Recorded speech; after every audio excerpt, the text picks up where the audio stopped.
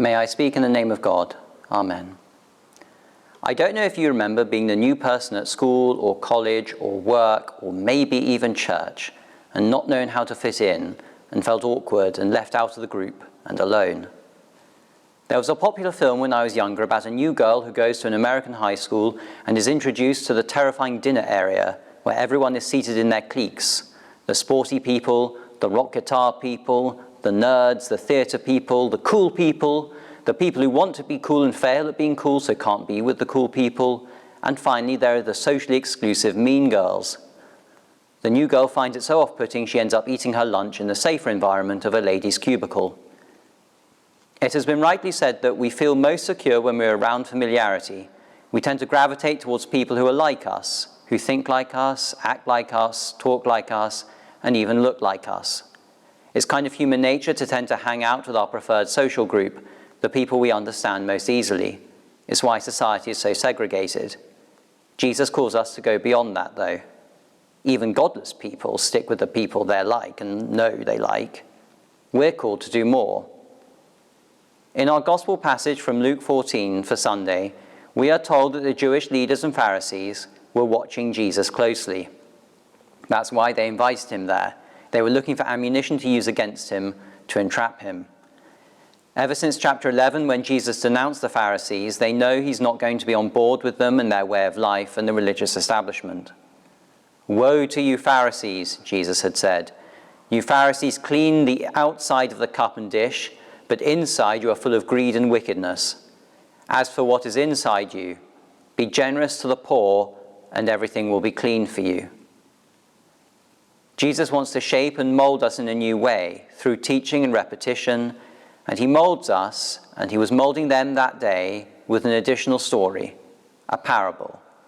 He was shaking up their world and putting up their foundations, and as they sat around that table, as he looked around into their eyes, he was gently but firmly reshaping their imagination. The people we understand most easily are the people we are like and are most comfortable with. So those are the people we invite when we have a party. That's normal. But Jesus calls that whole thing into question. We're not meant to be normal. Christians are meant to view the world upside down from the point of view of God. We are called to notice and invite over those who can't repay you, because we're all made in the image of God. All of us, even the people we think deep down aren't quite up to our standard of what's normal.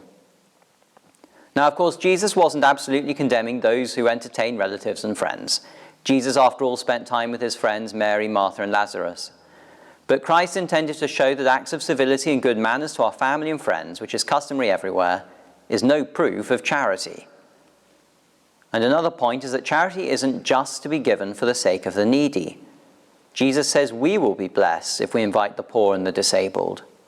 We should do this almost as much for our sake as theirs.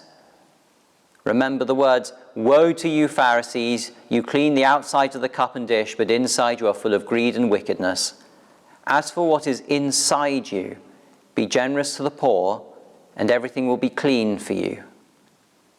When we invite the people outside our natural social group, when we invite the people we would normally not want near our social group, we in fact need them in our life to expand our life. There will be things they will bring to the table that they can't repay in earthly terms, but goes beyond the earthly normal. Bringing in outsiders, that is God's way, and a joy and depth can be found there you will otherwise never know. It's not about us being good doers to them, but about what comes out of the interactions and relationships with them. If the Pharisee did that, he would lose some Pharisee friends probably, and there's always a price for the kingdom. But if he regularly invited outsiders, it would change who he is. It would change how he looks at people. It would free him from misjudgments and from the narrowness of his own Pharisaical worldview.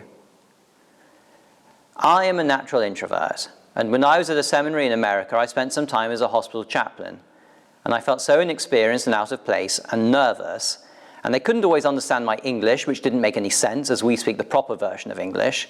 And I was encountering people from all backgrounds, from government employees to those involved who had been involved in gangs. And they were all ill, in pain. I wouldn't normally have encountered them. And yet it turned out to be the most rewarding thing I had done, to encounter these people and trust to God that I was able to bring what God wanted me to.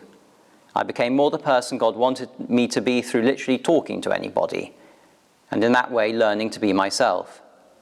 In a sense, Jesus gives the disciples a simple rule by which even the most simple-minded can evaluate whether their dealings with others are right or wrong. They need only put themselves in the other's place and the other in their own. May we be the party here where everybody is included. Amen.